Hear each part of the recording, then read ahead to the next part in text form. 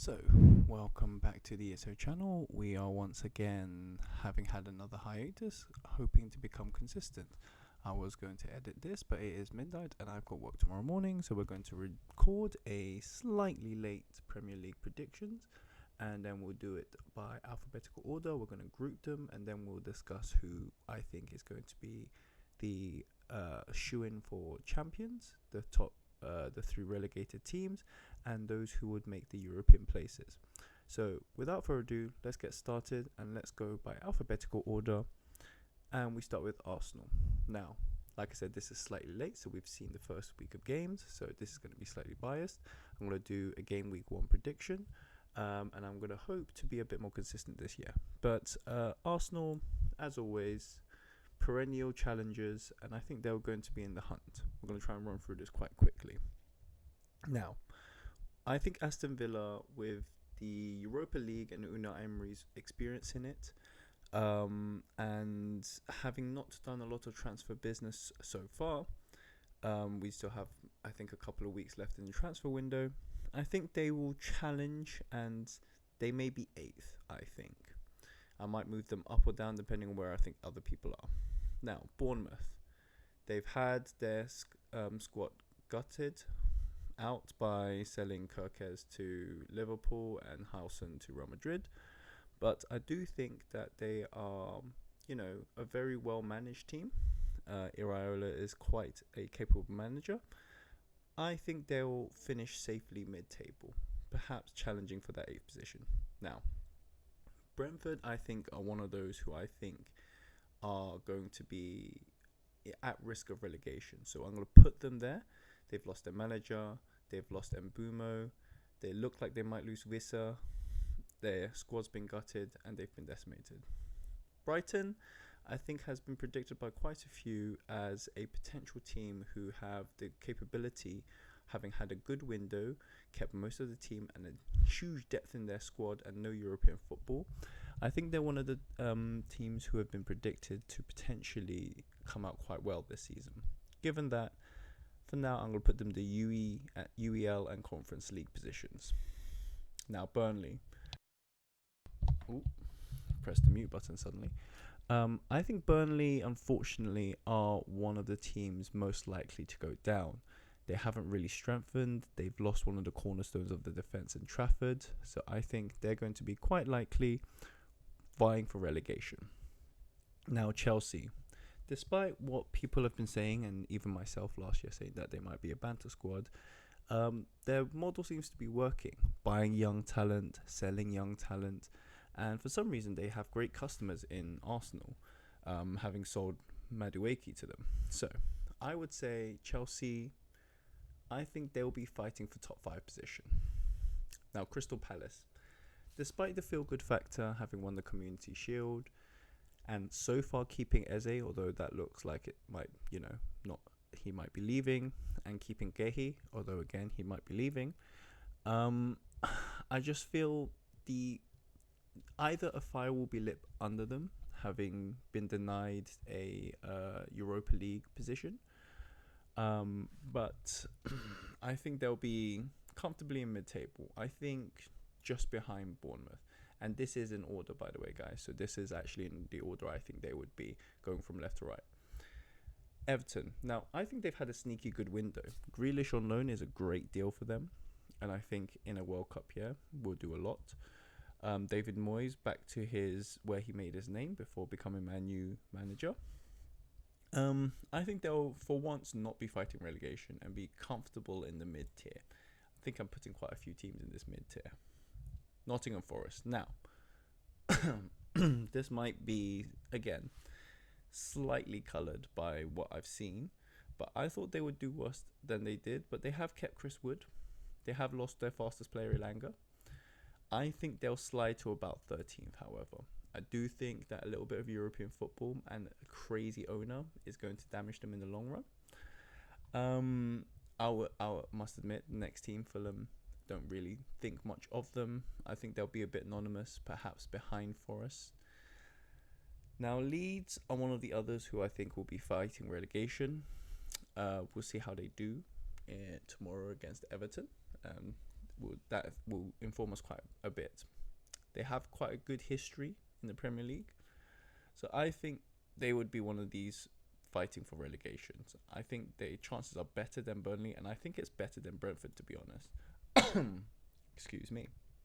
Now, the other perennial challengers, Arsenal and Liverpool, and we can put Man City in there as well because they're next. Now, these are the top four that I think traditionally would be challenging. There are 5 Champions League positions. So, we'll discuss this a little bit more. Now, Manchester United, I think they've had a sneaky good window. Having got Sesko across the line, I think that's huge for their front line. And I think there's tons of goals there. I think Amorim is potentially a good manager. And I think that they will potentially be fighting for 7th or 8th with Aston Villa. The next team is Newcastle United. Now, they have had a horror of a summer. It looks like, and I expect Isak to either not perform or leave. Either's not good for them. I don't think they've got a lot of depth. I don't think they've had a good window. And I think they're on the downslide. If the Saudis pull out, I think Newcastle are doomed to relegation. This season, however, I think the fire might keep them afloat. And I think they'll be perhaps fighting with Villa traditionally around the 8th, 9th position. Now, a bit of bias is going to come into this. Obviously, a Spurs supporter here. Obviously, I want Spurs to do well. Again, I think they will sneak in and be fighting in this tier. So these are basically the tiers that I think teams will be fighting in. We'll come back and have that more interesting discussion in a little bit. I am trying to get this done quite quickly and uploaded because I'm already late. So let's go with Sunderland. Now, I think Sunderland have reinforced quite well this window. Getting Granit Xhaka, everyone's been talking about it. I think they will escape relegation. Not too comfortably, but I think they will. Now, West Ham. They are, I think, the second most likely to go down unless they change their manager. Their window's been awful. They've lost Kudus. I don't think Potter fits West Ham's team. Perhaps they fit their vision, but their team doesn't fit that. So I think they're going to struggle immensely. And Wolves are the other one in this fight. Now, as you can see, I've got quite a few, too many teams down in relegation. So ultimately, who do I think is going to get relegated? Unfortunately, I think Burnley are one of them. I think West Ham... do I think it's West Ham or Wolves? I think West Ham might just escape relegation because they will fire Potter and get like a Big Sam or a Sean Dyche in. I think Wolves will always play around and they've got experience in this dogfight. I think Leeds... You know what? Let's go for the punt. I think Leeds will survive and West Ham and Brentford will both go down. I don't see lots of hope for Brentford. I see less hope for West Ham, if I'm honest. Now, I think I'm quite comfortable with the lower mid-table. I think I'm rating Sunderland a little bit highly and perhaps underestimating where I think Forest will be. Do I think Bournemouth will finish above or behind? I think despite all the challenges, Newcastle do have a better squad overall than Bournemouth, although Eddie Howe and Iraola are quite competitive. So I think I'll leave that there. Now, one of these teams have to go up and one of these teams go down. You know what? I'm going to go Spursy for the 5th position. And then what order do I think the top 4?